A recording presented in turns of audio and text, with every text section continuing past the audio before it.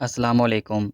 کہتے ہیں کہ ایک بار شیطان اپنے دربار میں بیٹھا چیلوں چھوٹے شیطانوں کے ساتھ مل کر مکر و فریب کے طعنے بن رہا تھا۔ اس نے جیسے ہی ایک چیلے کو مشورہ دیا کہ فلاں تدبیر کرو تو اپنے مقصد میں کامیابی پاؤ گے، چیلے نے ترکیب ملنے پر شیطان کو داد دی، جس سے شیطان کی چھاتی مزید پھیلتی چلی گئی۔ اسی غرور و تکبر میں اس نے اپنی چھاتی پر ہاتھ مارتے ہوئے کہا، بولو، کیا کوئی ہے جو میرے جیسا شاطر ہو؟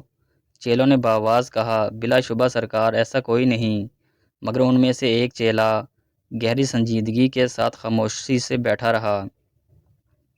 شیطان نے وجہ پوچھی تو کہنے لگا، سرکار گستاخی معاف، لیکن میں نے دیکھا ہے ارائیں قوم کے لوگ آپ سے زیادہ شاطر ہیں۔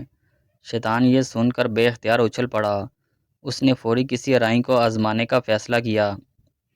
ایک مالدار آدمی کے روپ میں شیطان اس وقت کسی گاؤں کے ایک بے روزگار ارائیں کے سامنے بیٹھا، اس کے ساتھ مل کر کوئی نیا کاروبار شروع کرنے کی پلاننگ کر رہا تھا۔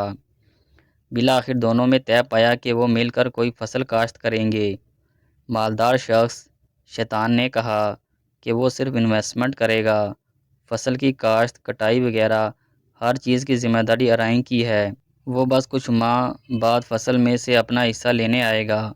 ارائیں نے کہا، کاروباری اصول کے مطابق تمام تر معلومات پہلے ہی کلیئر کر لینے چاہئیں تاکہ بعد میں کسی قسم کا کوئی لڑائی جھگڑا نہ ہو۔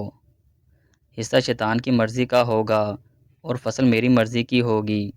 شیطان نے عیاری سے کام لیتے ہوئے کہا، جو بھی فصل بو گے اس کا اوپر والا حصہ میرا ہوگا اور نیچے والا ارائیں کا ہوگا۔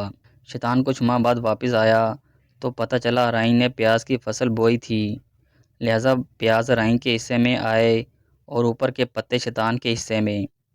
شیطان نے کوئی پرواہ نہ کی اور اگلی فصل کے لیے مزید رقم دیتے ہوئے کہا، اس بار زمین کے اندر کا حصہ میرا اور اوپر والا حصہ تمہارا۔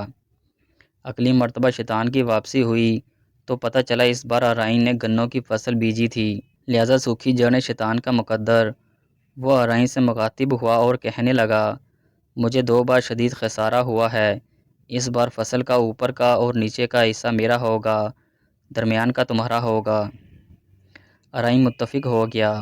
کچھ ماہ بعد شیطان کی واپسی ہوئی تو پتہ چلا اس بار ارائیں نے مکئی کی فصل بیجی تھی، جس کی وجہ سے چھلیاں ارائیں کے حصے میں آئیں اور شیطان کے حصے میں اس بار بھی وہی کچھ آیا۔